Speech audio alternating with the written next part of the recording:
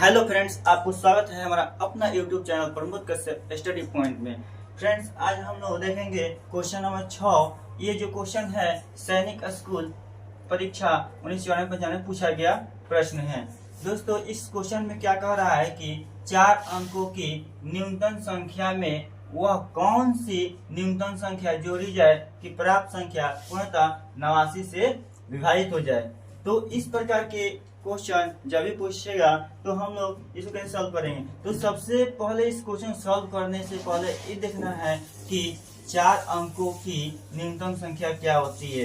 तो फ्रेंड्स, 4 अंकों की ये जब तक न्यूनतम संख्या नहीं मालूम रहेगा तो इस क्वेश्चन को नहीं बना सकते हैं। तो 4 अंकों की न्यूनतम संख्या देखते हैं। तो 4 अंकों की जो न्यूनतम संख्या होता है 1000 होता है। जब भी किसी भी संख्या कितना संख्या का न्यूनतम संख्या पूछेगा, इतना पूछेगा तो यानी 9 अंकों की न्यूनतम संख्या पूछेगा तो 1 पे 8 जीरो लगा देंगे। 10 अंकों पूछेगा तो 1 पे 9 जीरो। यदि 6 अंकों को पूछेगा तो 1 पे 5 जीरो। यानी कि जितना अंक न्यूनतम संख्या पूछेगा तो 1 पे उससे 1 कम करके न्यूनतम संख्या लिख लेंगे।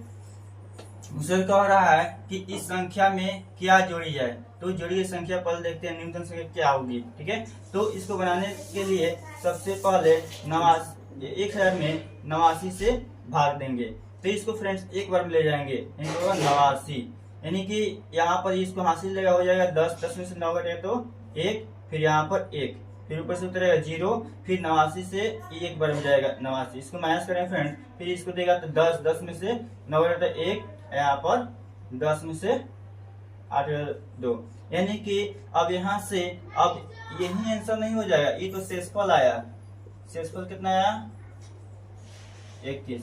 अब निकालना है कि न्यूनतम संख्या यानी जोड़ी गई न्यूनतम संख्या। तो जोड़ी गई न्यूनतम संख्या निकालने के लिए अभिष्ट, इसलिए अभिष्ट जोड़ी गई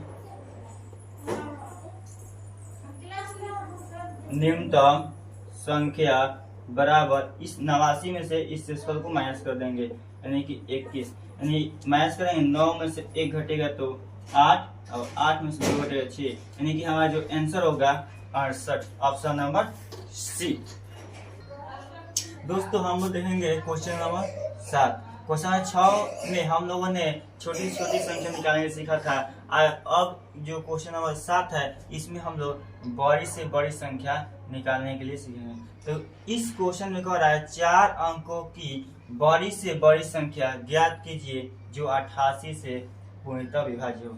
तो कभी भी इस प्रकार बड़ी से बड़ी संख्या वाला प्रश्न पूछेगा तो यहाँ पर सबसे पहली बात इसमें ध्यान देना होगा कि बड़ी से बड़ी संख्या क्या होती है। यानी कि सबसे पहले 4 अंकों की बड़ी संख्या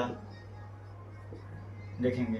तो 4 अंक की बड़ी संख्या जो होती है 9,999। यानी कि जिस भी संख्या का 4 अंकों की, चाहे 5 अंकों की, चाहे 10 अंकों की, 20 अंकों की, 50 अंकों की भी मतलब बड़ी संख्या पूछेगा तो जितना अंक की बड़ी संख्या पूछेगा उतना को 9 लिख देंगे तो वही बड़ी संख्या होगा। यानी 10 अंक पूछे 10 गुना होगा, 4 अंक पूछे 4 गुना होगा, 5 अंकों की बड़ी से बड़ी संख्या पूछेगा तो 5 गुना होगा, और 6 अंकों की बड़ी संख्या पूछेगा तो 6 गुना होगा।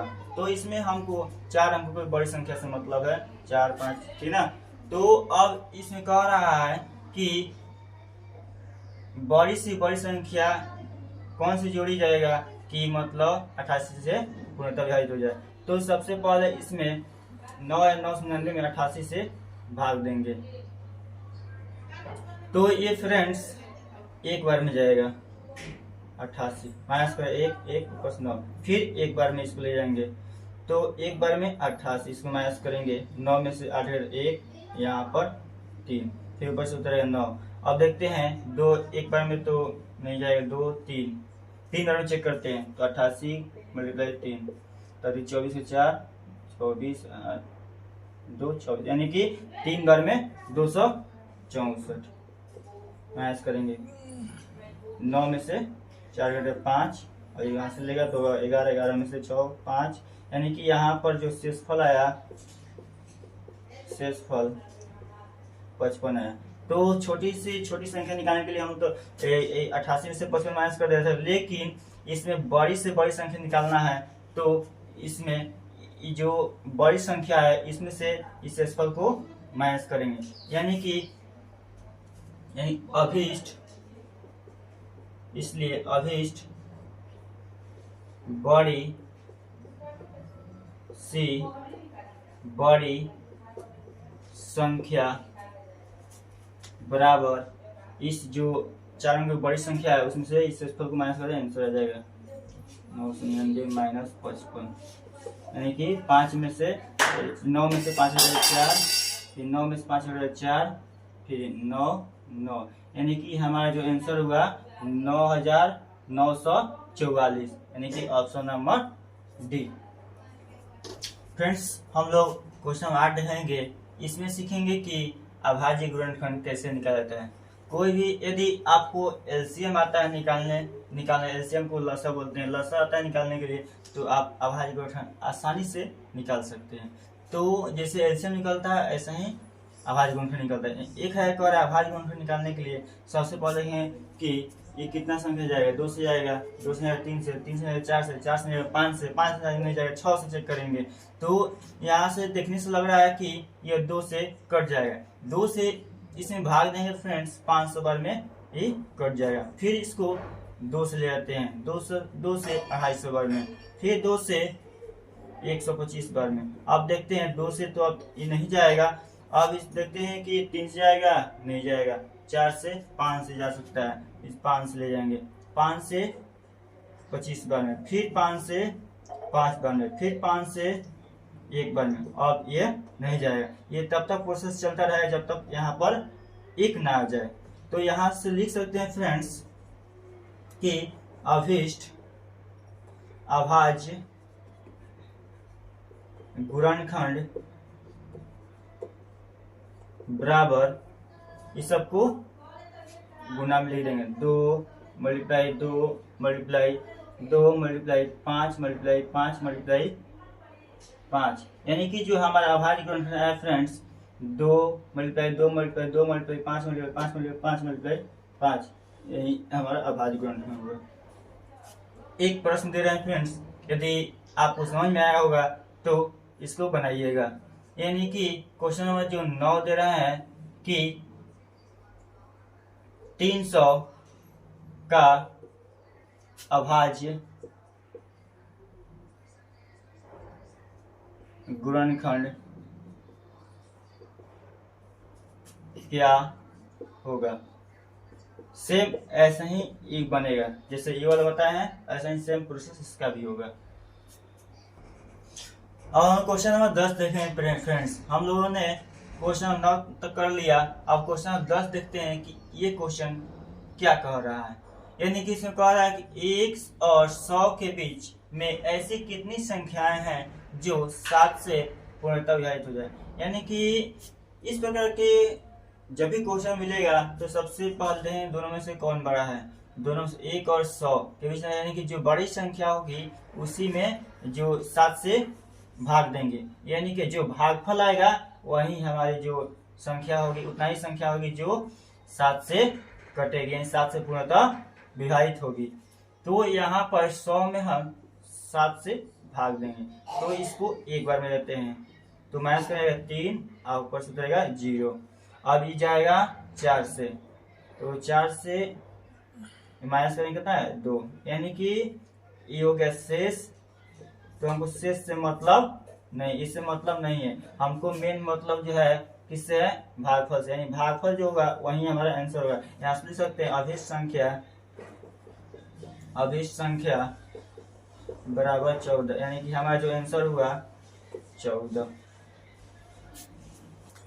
फ्रेंड्स, अब लोग देखेंगे क्वेश्चन नंबर 11। क्वेश्चन नंबर 11 क्या कह रहा है, तो क्वेश्चन नंबर 11 में कह रहा है कि यदि किसी संख्या का वर्ग किया जाए तो इकाई के स्थान पर कौन सा अंक हो सकता है।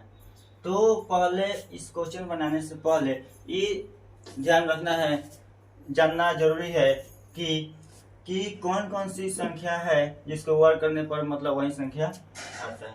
तो यानी कि किसी भी संख्या का वर्ग करने पर इकाई स्थान पर 0 आ सकता है, 1 आ सकता है, 4 आ सकता है, 5 आ सकता है, उसके बाद 6 आ सकता है और 9 आ सकता है। तो अब हम ऑप्शन के अकॉर्डिंग इसमें से ऑप्शन को आंसर को सेलेक्ट करेंगे। तो ऑप्शन देखेंगे कौन है, ऑप्शन में 7, 8, 3, 5 है।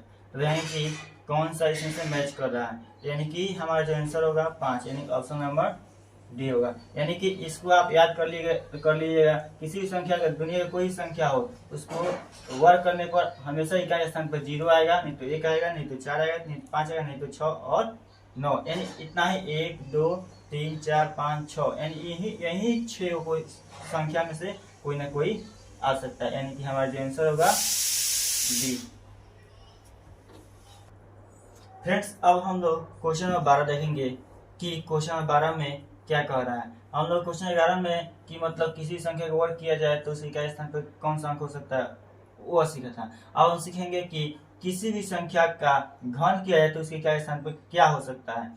तो यहाँ पर दिमाग में कॉन्सेप्ट ये बैठा कर रखना है कि किसी भी संख्या का, दुनिया की कोई भी संख्या हो, उसका घन करेंगे तो हमेशा उसके इकाई के स्थान पर 0 से, यानी कि उस इकाई के स्थान पर, इकाई के स्थान पर 0 से 9 तक कोई भी अंक हो सकता है। यदि फ्रेंड्स आप लोग ये वाला कॉन्सेप्ट याद रख लेते हैं तो आपको दिक्कत नहीं होगा। यानी कि हमको देखने से क्या लग रहा है कि आंसर कौन हो सकता है, यानी कि 0 से 9 के बीच में तो 3 हो जाएगा, 1 हो जाएगा, 7 हो जाएगा। लेकिन यदि ये वाला ऑप्शन नहीं रहता तो इसमें से कोई एक सेलेक्ट करते हैं, यानी कि, लेकिन यहाँ पर दिया है कि 0 से 9 तक कोई भी अंक हो सकता है, यानी कि हमारा आंसर होगा सी। तो फ्रेंड्स, अब हम लोग क्वेश्चन नंबर 13 देखेंगे कि क्वेश्चन नंबर 13 जो है क्या कह रहा है। जो क्वेश्चन नंबर 13 है, कह रहा है निम्नलिखित में से कौन सी संख्या अभाज्य संख्या है। यानी कि इसमें से जो 4 ऑप्शन दिया गया है, ये चारों ऑप्शन में से कौन सी संख्या अभाज्य संख्या है, उसको हम लोग, तो पहले इसके लिए समझना पड़ेगा कि अभाज्य संख्या क्या होता है। यदि आप लोगों ने मेरा पहले पिछला 2 वीडियो नहीं देखा है तो आप देख लीजिए, उसमें अभाज्य संख्या के बारे में बताएं। थोड़ा सा यहाँ पर भी उसका कॉन्सेप्ट बता दे रहे हैं कि अभाज्य संख्या क्या होता है। तो जो अभाज्य संख्या होता है कि वैसी संख्या जो एक तथा स्वयं के अलावे किसी और संख्या से विभक्त न हो। यानी कि इसका अर्थ है, यानी कि वो जो संख्या रहेगा वो 1 से कटेगा और स्वयं से कटेगा, इसके अलावा और किसी संख्या से नहीं कटेगा, वही अभाज्य संख्या होता है। जैसे इसमें होता है कि 2 जो है 1 से कटेगा और स्वयं से कटेगा, 3 भी जो है 1 से और स्वयं से कटेगा। सो इसके जो एग्जाम्पल होता है कि 5 होता है, यानी 1 से 5 से कटेगा, 1 और स्वयं से कटा, 5, 7, 11, 13, 17, 19, उससे हो जाएगा फ्रेंड्स 23, 29, 31, ऐसे ही, यानी 1 से 100 के बीच में 25 अभाज्य संख्या है। तो इसमें से देखेंगे कि कौन अभाज्य संख्या है। तो ऑप्शन ए को देखते हैं कि अभाज्य संख्या है या नहीं है। तो 4/9 को देखते हैं। 4/9 ये तो p/q के रूप में है, तो p/q के रूप में है तो इसको बोलते हैं परिमेय संख्या। ये तो हो गया परिमेय संख्या, तो ये आंसर नहीं होगा। तो दूसरा देखते हैं